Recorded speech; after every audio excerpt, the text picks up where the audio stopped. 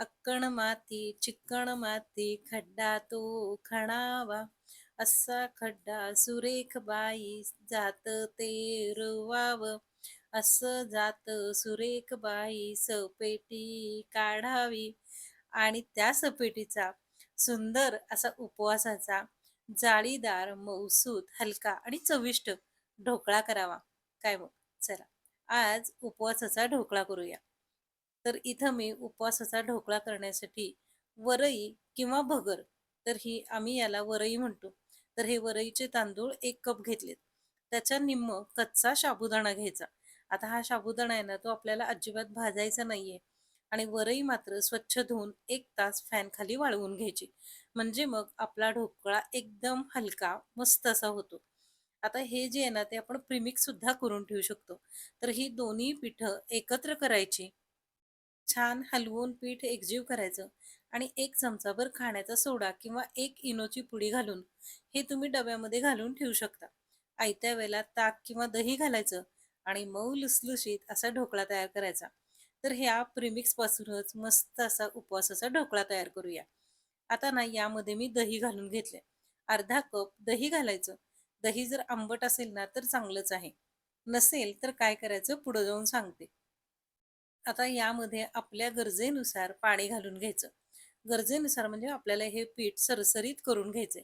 आता याऐवजी जर का तुम्ही ताक वापरणार असाल, तर पाणी कमी लागतं आणि मग ताकाचं किंवा पाण्याचं प्रमाण आपण आपल्या गरजेनुसार कमी जास्त करायचं. या पिठामध्ये पाणी घातलं की नाही, की हे पीठ सगळं पाणी शोषून घेतं आणि अगदी कोरडं होतं. म्हणून अंदाज घेत घेत पाणी घालून घ्यायचं. छान असं पीठ तयार करून घ्यायचं. बघा, व्यवस्थित पीठ तयार व्हायला लागले. आता ना यामध्ये आणखीन थोडंसं पाणी घालून घेऊयात आणि पीठ सरसरीत करून घेऊया. आता हे पीठ जे आहे ना, ते गुठळ्या मोडे तोपर्यंत अगदी हलक्या हाताने हलवून घ्यायचं.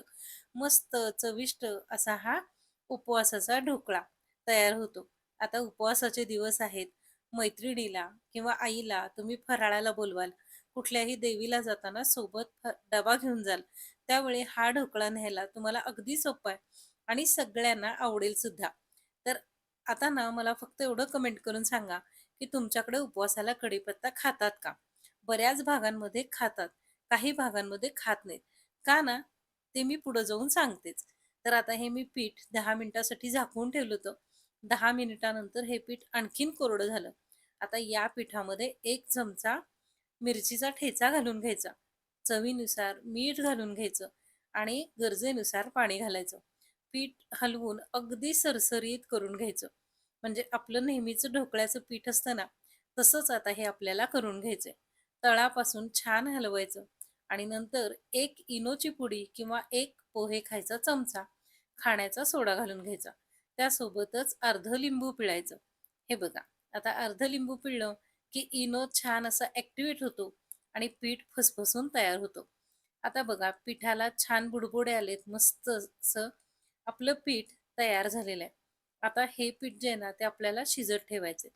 तर काय करायचं, एक जाड बुडाचं पातेलं घ्यायचं. तुमच्याकडं जर का ढोकळ्याचं पात्र, इडली पात्र असेल ना, तर काहीच हरकत नाही. पण इथं मी याला आकार छान यावा म्हणून जाड बुडाचं स्टीलचं पातेलं घेतलंय आणि खोलगट सुद्धा.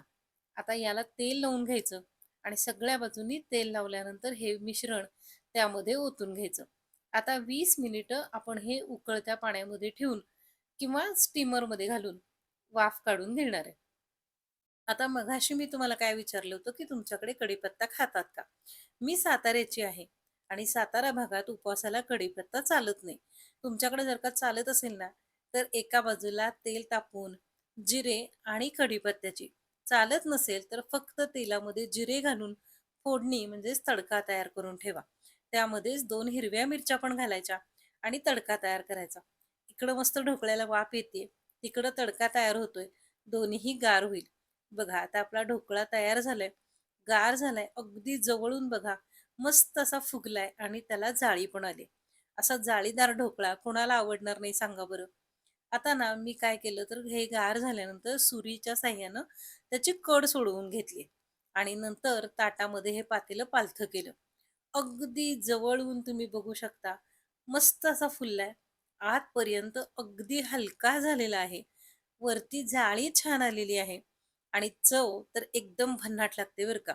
म्हणजे ना, उपास न करणारे सुद्धा आवडीनं खातील एवढा चविष्ट असा हा उपवासाचा ढोकळा होतो. तर आता हा ढोकळा ना सुरीनं कट करून घेऊयात. आता कट केल्यानंतर बघा त्याच्या लगेच फाकड्या पडतात. म्हणजे ना पीठ सुटून बाजूला होतोय. म्हणजे तो एकदम हलका झालेला आहे. आहाहा! मस्त एकदम छान झालाय. काय मग दमयंतीनं केलेला हा उपवासाचा ढोकळा तुम्हाला आवडला ना, तर व्हिडिओ लाईक करा. व्हिडिओ लाईक केल्यामुळं काय होतं माहिती आहे का? तर हा व्हिडिओ तुमच्या जास्तीत जास्त मैत्रिणींपर्यंत पोहोचायला मदत होते आणि मलाही तुम्हाला असे छान-छान पदार्थ करून दाखवायला उत्साह वाटतो.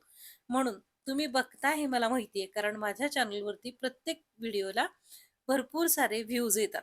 म्हणून नुसतं बघता मग त्याऐवजी थोडंसं म्हणजे एकदा फक्त तुम्ही तुमचा अंगठा वापरून बघा. अंगठा फक्त एकदा प्रेस केला, की पटकन व्हिडिओ लाईक होऊन जातो. तर तेवढंच तुम्हाला करायचंय. आता ही फोडणी मी घालून घेतली. छान अशी फोडणी घालून झाली. हिरवी मिरची घालूयात आणि तुम्हाला अगदी जवळून दाखवते. एवढा हलका, जाळीदार, मस्त असा ढोकळा तयार झालाय. म्हणजे जर का तुम्ही सांगितलत ना, तरच कळेल, की हा उपवासाचा ढोकळा आहे.